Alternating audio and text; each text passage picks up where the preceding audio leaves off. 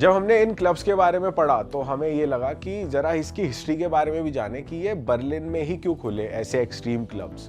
तो हमें ये पता चला सेकेंड वर्ल्ड वॉर के बाद जब वेस्टर्न कंट्रीज़ और सोवियत यूनियन के बीच कोल्ड वॉर चल रहा था, उस दौरान बर्लिन को दो हिस्सों में बांट दिया था, ईस्ट और वेस्ट। जो बर्लिन का ईस्ट पार्ट था जिसको सोशलिस्ट यूनिटी पार्टी चलाती थी, और बर्लिन में उस दौरान बहुत ही ज़्यादा गरीबी थी, बेरोजगारी थी, तो लोग खाली पड़े हुए थे, उनके पास कुछ करने को नहीं था और वो रिस्ट्रिक्टेड भी थे काफ़ी ज़्यादा फ्रीडम को लेके। तो 1989 में जब कम्युनिस्ट रूल हटा और बर्लिन वॉल फाइनली गिर गई तो ऐसी कंडीशंस पैदा हो गई जहां पर ये एक्सट्रीम क्लब्स बनने लग गए। जब बर्लिन में कम्युनिस्ट रूल था तो यहाँ पर बहुत सारी इंडस्ट्रीज कोलैप्स होके गिर गई थी, तो इसके कारण बहुत सारे लोग वेस्ट बर्लिन में शिफ्ट हो गए थे, और जिसकी वजह से ईस्ट बर्लिन में जितनी भी ये इमारतें थी, फैक्ट्री थी, बिल्डिंग्स थी, ये सब खाली पड़ी थी। और बर्लिन वॉल गिरने के बाद यहाँ पर कोई इफेक्टिव गवर्नमेंट भी नहीं आई थी कि जो अबैंडन्ड बिल्डिंग्स और फैक्ट्रीज को संभाल पाए, तो लोगों ने धीरे धीरे कब्जा करना चालू कर दिया हर जगहों पे। और फिर वहां पर वो पार्टी करते थे क्योंकि उनके पास कुछ खास करने को नहीं था, क्योंकि बेरोजगारी थी उस टाइम पर। और इसके अलावा ईस्ट बर्लिन में जो लोग रह रहे थे कम्युनिस्ट रूल में, तो उनको उस टाइम पर इतनी फ्रीडम नहीं थी, और जैसे ही उनका रूल हटा तो इनको इतनी फ्रीडम मिली, इन्होंने खुल के इस्तेमाल किया उस फ्रीडम का। तो भाई जितनी भी फैक्ट्री थी वहां पर इन्होंने बार्स खोल लिए, क्लब्स खोल लिए, फुल पार्टियां चल रही हैं, ऐश चल रही है, और यहाँ पर वो प्लेजर के लिए अलग अलग एक्सपेरिमेंट्स करने लग गए। ये जो फैक्ट्रीज होती थी इतनी बड़ी होती थी कि यहाँ पर नॉर्मल कमरों की जगह और भी ऐसी जगहें थी जहां पर लोग खुलकर कुछ भी कर सकते थे। इस वक्त ईस्ट बर्लिन में इतनी गरीबी और बेरोजगारी थी कि उनके पास मंडे को उठकर कोई काम करने को नहीं था कि वो उठे कोई काम करें, तो इसलिए वो फ्राइडे से लेके मंडे तक पार्टी करते थे बस। और वहीं से ही मैराथन पार्टीज का जन्म हुआ, जिसके लिए बर्लिन आज भी फेमस है। और इसके साथ साथ क्लब की एंट्री के लिए भी बहुत ज्यादा स्ट्रिक्ट रूल्स बने, और क्लब में फोटो ना ले कोई, इसके लिए भी बहुत स्ट्रिक्ट रूल्स बने। और स्टार्टिंग में तो इन क्लब्स का कोई ठिकाना ही नहीं था, ये टेम्पररी जगहों पे खुलते थे, एक हफ्ते के लिए कहीं खुल गए, एक हफ्ते के लिए कहीं खुल गए, लेकिन कुछ टाइम बाद इनको परमानेंट जगह दे दी गई कि भाई अब खुल के पार्टी करो। तो एक क्लब है जो डिपार्टमेंटल स्टोर पे खुला हुआ है, जिसका नाम है ट्रेजर क्लब। और नाजी जर्मनी के टाइम का एक बंकर था जिसमें स्नैक्स क्लब खुला, जो कि एक गे क्लब था। और इसी तरह अलग अलग क्लब्स खुलते रहे, और सबसे फेमस क्लब भी उस टाइम पे पैदा हुआ जिसका नाम है बर्गाइन। और इसी तरह और भी क्लब्स खुले जो आज भी वर्ल्ड में सबसे ज्यादा फेमस है।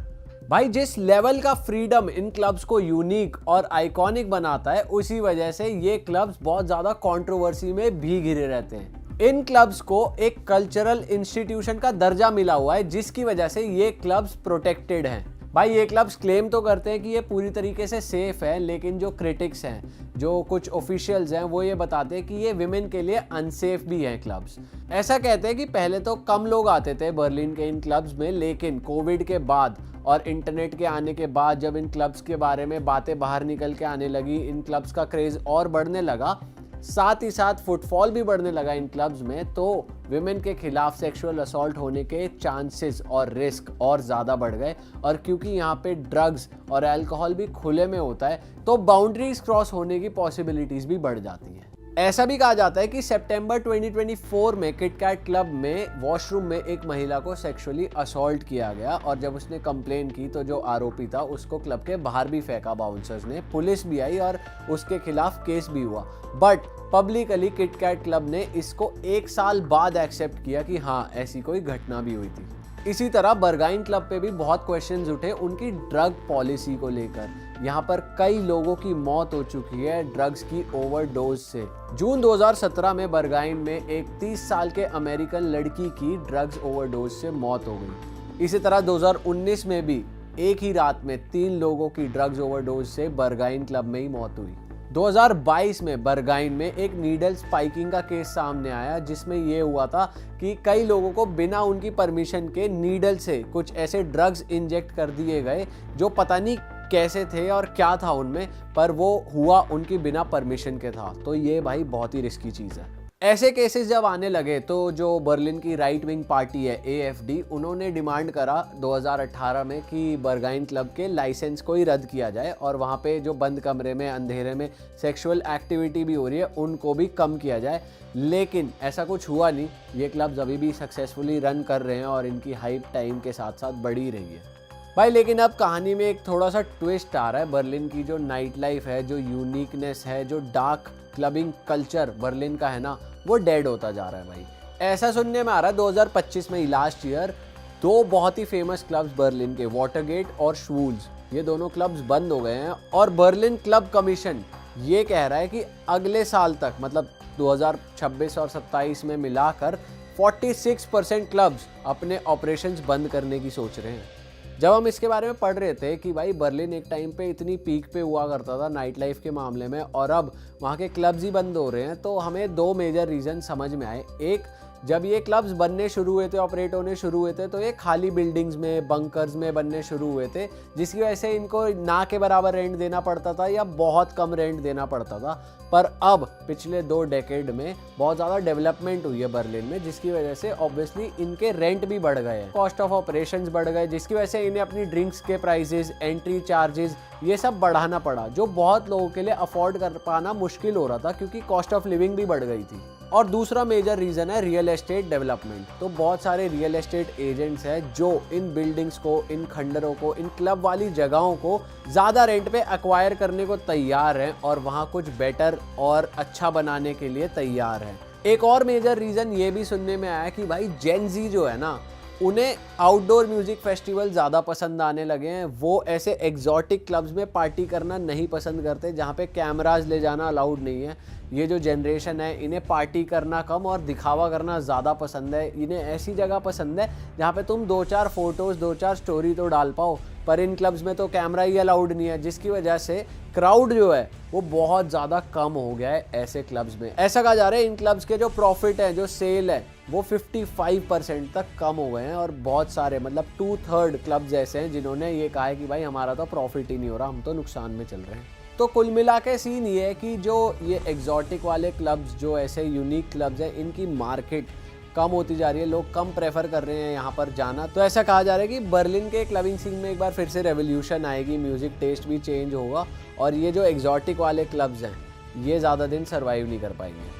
भाई हमने इस वीडियो में स्टार्टिंग में बात करी कि कैसे कैसे वियर्ड क्लब्स हैं और कैसे कैसे वियर्ड एक्टिविटीज उन क्लब्स के अंदर होती है। हमने ये बात कर ली कि क्लब्स का जो सीन है कैसे डाउन जा रहा है पूरे जर्मनी में, बर्लिन में। बट जब हम ये सब पढ़ रहे थे ना भाई, 2-4 क्लब्स कुछ ऐसे मेरी नज़रों में आए, मैंने कहा यार ऐसे क्लब्स भी एग्जिस्ट करते हैं, मतलब एकदम हैरान कर दिया मेरे को। बेल्जियम की कैपिटल ब्रसेल्स में एक ऐसा क्लब है जो भाई चर्च के अंदर है। अगर मैं अपने देश की बात करूँ, इंडिया में मंदिरों को हजारों साल से संभाल कर रखा हुआ है, जरा सी भी छेड़छाड़ हो जाती तो भाई दंगे फसाद हो जाए हमारे देश में तो। लेकिन वहाँ पे वाकई में एक ऐसा क्लब है जो पहले एक चर्च था, अब कन्वर्ट करके वो क्लब बन चुका है। मतलब डेली वहाँ पे शराब की महफिल लगती है भाई। इस क्लब का नाम है स्पिरिटो।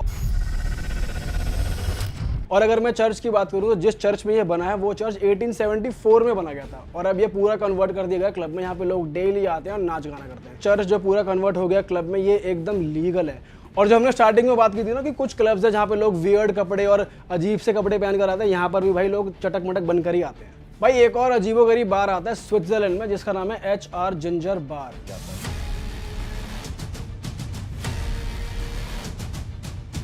इसको एलियन फिल्म के Oscar winning designer HR ginger ने ही खुद बनाया, इसलिए इसका नाम HR जिंजर बार रखा गया। और इस बार के बारे में मैं थोड़ा बताऊं तो भाई इसका एम्बियंस और इसकी सीलिंग, यहाँ की टेबल, यहाँ की चेयर्स ऐसी लगती हैं कि आप वाकई में किसी मरे हुए जानवर की स्केलेटन के ऊपर बैठे हुए हो।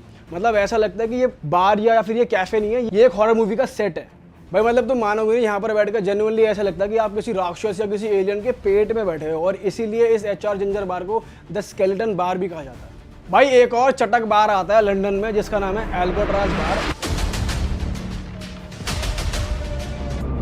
प्रिजन बार भी कहा जाता है। इसके बारे में थोड़ा सा बताऊं तो यहाँ पर जैसे तुम घुसते हो, तुमको कैदियों वाली वर्दी पहना दी जाती है और तुम्हें सलाखों के पीछे बंद कर दिया जाता है। और इस बार की खासियत ये है, जब तुम यहाँ पे जाते हो तो तुमको शराब यहाँ पे खरीदनी नहीं पड़ेगी, तुम्हें शराब भाई स्मगल करनी पड़ेगी।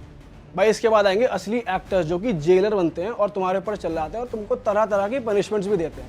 और इस बार की एक और खास बात है कि यहाँ पर अल्कोहल तो सिर्फ करी ही नहीं जाती, क्योंकि जो तुम्हारे दोस्त हैं, जो तुम्हारे साथी हैं, जो खुद एक कैदी बनकर तुम्हारे साथ इस बार में घुसे हैं, वही लोग तुम्हारी मदद करने वाले हैं कॉकटेल या तुम्हारी शराब को रेडी करने में। बर्लिन और यूरोप के लिए जो नॉर्मल है ना, वो इंडिया में करने की कोई सोच भी नहीं सकता कि ऐसी हरकतें यहाँ पर हों। लेकिन सच यही है कि लोग अपनी मर्जी से इन क्लब्स में जाते हैं और इन क्लब्स का एक्सपीरियंस लेते हैं। कोई इनको फोर्सफुली नहीं भेजता कि भाई जाओ, लेकिन मेन मुद्दा तो यही है कि ये फ्रीडम है या फिर फ्रीडम के नाम पे ये लोग बेशर्मी कर रहे हैं और भाई जो मर्जी में आ रहा है वो कर रहे हैं। तो आपकी क्या राय है इस बारे में वो नीचे कमेंट करके बता दो, और हम जल्दी नई वीडियो में मिलेंगे। और किस टॉपिक पर आप चाहते हो हम वीडियो बनाएं वो भी नीचे कमेंट कर दो।